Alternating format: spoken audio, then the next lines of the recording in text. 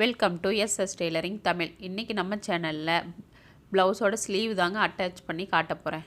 போன வீடியோவில் இதோட ஃபினிஷிங் எல்லாம் முடிச்சிட்டேன். இந்த வீடியோவில் நம்ம ஸ்லீவ் பார்த்திங்கன்னா, நான் ஆர்ம் ஹோல் வந்து நான் எப்பொழுதுமே இதில் பார்த்துக்கலாம், நம்ம எவ்வளோ இருக்குதுன்னு கரெக்டாக பார்த்துக்கிட்டு நான் அதுக்கு தகுந்த மாதிரி தாங்க ஸ்லீவை கட் பண்ணுவேன்.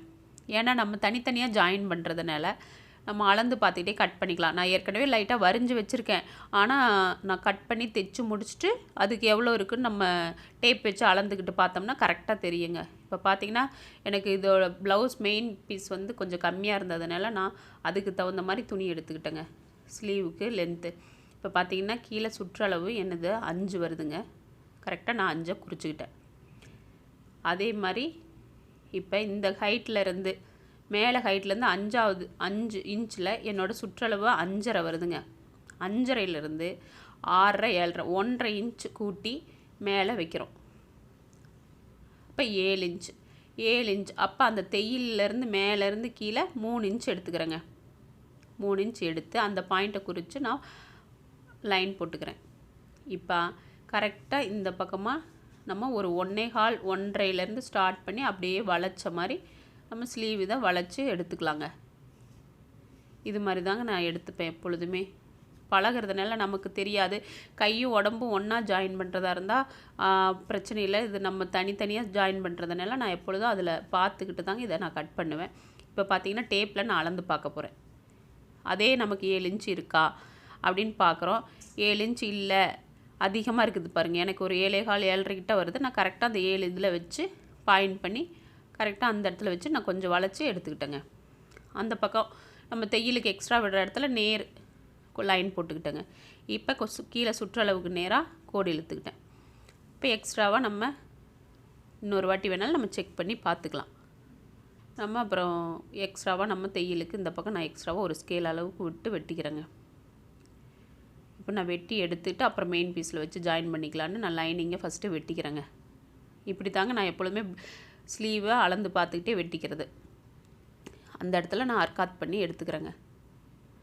இப்போ மெயின் பீஸில் வச்சு நான் மெயின் பீஸ் கம்மியாக இருக்கிறனால நான் கீழே விட்டதை விட கொஞ்சம் கம்மியாகவே அடித்து திருப்பி எடுத்துக்கிறேங்க.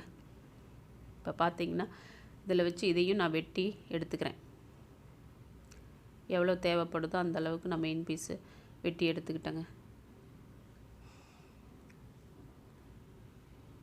இப்போ பார்த்திங்கன்னா நான் நல்ல பீஸ் பார்த்திங்கன்னா இப்போ மேல் பக்கம் வச்சு அது மேலே லைனிங்கை வச்சு கரெக்டாக அந்த எக்ஸ்ட்ராவாக விட்டுருக்கேன் பார்த்திங்களா, அதில் மெயின் பீஸ் இன்னும் கொஞ்சமே நான் கம்மி பண்ணிக்கிட்டேன். அப்போ தான் நமக்கு ஸ்லீவ் லென்த்து கிடைக்கும்ன்ட்டு அடித்து இப்போ நான் திருப்பி எடுத்துக்க போகிறேங்க. இப்படி தாங்க நான் ஸ்லீவை ஜாயின் பண்ணி எடுத்துக்க போகிறேன். இப்போ நம்ம ஓரத்தையில் போட்டுக்கலாம். லைனிங் மேலே நான் ஓரத்தையில் போட்டுக்கிறேன். இப்போ போக போக அப்படியே ஸ்டெப் பை ஸ்டெப்பாக ஈஸியாக இருக்குதுங்க. முதல்ல தான் கொஞ்சம் புரியாத இருந்தது. இப்போ நம்மளே அந்த மெத்தட் தெரிஞ்சுக்கிட்டு ஈஸியாக இருக்குது. இப்போ பார்த்திங்கன்னா ஓரமாக நம்ம சாதா ப்ளவுஸ்னால் எம்மிங் பண்ணுவோம். இதில் வந்து நான் ஓரத்தையிலே கழுத்துக்கு அப்படி தான் பண்ணியிருக்கேன். இப்போ கை ரெண்டுக்கும் நான் அப்படி தாங்க பண்ணுறேன். ஓரமாக தையல் போட்டுக்கிறேங்க. தையல் போட்டுட்டு லைனிங்கையும் மெயின் பீஸையும் ஜாயின் பண்ணியும் தையல் போட்டுக்கிறேங்க. இப்போ பார்த்திங்கன்னா இது முடிஞ்சிடுச்சு. இப்போ நம்ம லைனிங்கையும் இதையும் ஜாயின் பண்ணிக்கலாம். நான் ஒரு ஸ்லீவை மட்டும் நான் எப்படி பண்ணுறேன்னு காட்டுறேங்க. இன்னொரு ஸ்லீவுக்கு பண்ணிவிட்டு அப்புறம் காட்டுறேன்.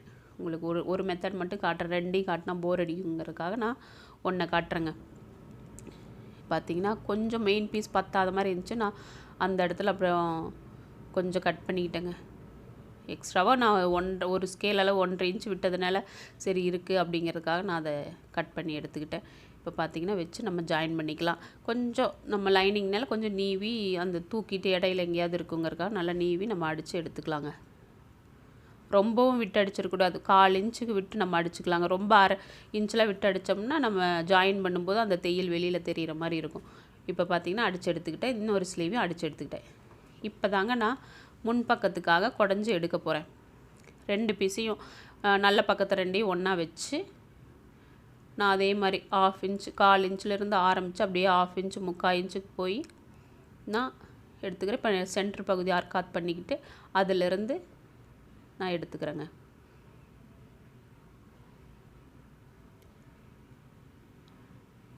பார்த்திங்கன்னா கீழ் பீஸுக்கு இது அர்க்காத் ஒழுங்காக விழுகலைன்னு நான் மறுபடியும் போட்டேன். இப்போ பார்த்திங்கன்னா அதே மாதிரி வளைச்சி நான் எடுத்து கட் பண்ணிக்கிட்டு அந்த அதையும் தையல் அடிச்சுக்கலாங்க, இல்லைன்னா பிரிஞ்சு வந்துடும் அடிக்கும்போதுங்கிறதுக்காக நான் கட் பண்ணிவிட்டு மறுபடியும் அந்த இடத்துல அடிச்சுக்கிறேங்க. அடித்து முடிச்சுட்டு இப்போ சுற்றளவை 5 கீழே கை சுற்றளவு 5 குறிச்சிக்கிறேங்க. நம்ம மேலே அர்க்காத் பண்ணியிருப்போம்ங்களா அந்த இடத்துல 7 ஆம்ஹோல் சுற்றளவு பார்த்திங்கன்னா எனக்கு 7 இருந்துச்சு. அந்த இடத்துல வச்சு நம்ம ஒரு லைன் போட்டு இப்போ நான் ஜாயின் பண்ணிவிட்டு நம்ம தையலுக்கு எக்ஸ்ட்ராவாக 3 தையல் 4 தையல் ஓட்டிக்கலாங்க. இப்படி தான் ஸ்லீவை நான் அட்டாச் பண்ணுறேன். இதே மாதிரி அந்த ப்ளவுஸையும் அதையும் அந்த ஸ்லீவையும் அடிச்சுக்கிட்டு நான் ப்ளவுஸில் எப்படி அட்டாச் பண்ணுறேன் அப்படிங்கிறத உங்களுக்கு காட்டுறேங்க. ஃபஸ்ட்டு அப்படி தாங்க, ரொம்ப எனக்கு கொஞ்சம் அதிகமாக போச்சுன்னா அங்கங்கே சுருக்கமாகிடும். 2-3 வாட்டி பிரிச்சுட்டு அப்புறம் தையலை தள்ளி போடுவேன். இந்த வாட்டி கரெக்டாக வந்துருச்சுங்க. அதுலேயும் கரெக்டாக இருந்துச்சு. இதில் இப்போ பார்த்திங்கன்னா எந்த ஸ்லீவ் எந்த பக்கம்னு வச்சு பார்த்துக்கிட்டு இப்போ பார்த்திங்கன்னா கரெக்டாக அந்த 2 ஜாயிண்ட்டையும் சமமாக வச்சுக்கிட்டு அந்த ப்ளவுஸோட கை பக்கத்தை இப்படி விட்டு திருப்பி எடுத்து அந்த இடத்துல வச்சு நான் அடிக்க ஆரம்பிச்சிட்டேங்க.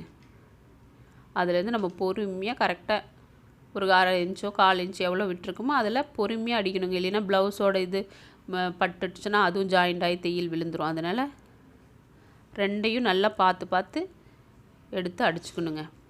இப்போ பார்த்திங்கன்னா ஸ்லீவில் ஒரு கையை ஜாயின் பண்ணிட்டேன். ஒரு தையல் தாங்க ஓட்டியிருக்கேன், இன்னொரு தையல் ஓட்டிக்கிறேன். நான் அப்புறம் உங்களுக்கு காட்டுறேன் பாருங்கள். இப்படி தான் எனக்கு வந்திருக்கு. கரெக்டாக ஆம்ஹோல் ஜாயிண்ட்டும் கரெக்டாக 2 ஜாயிண்ட்டும் கரெக்டாக இருக்குதுங்க. பார்த்திங்கன்னா ஃபினிஷ் ஆயிடுச்சு. இதோட ஃபினிஷிங்கை பாருங்கள் எப்படி இருக்குன்னு. பிடிச்சிருந்தால் லைக் பண்ணுங்கள், ஷேர் பண்ணுங்கள். பாய்.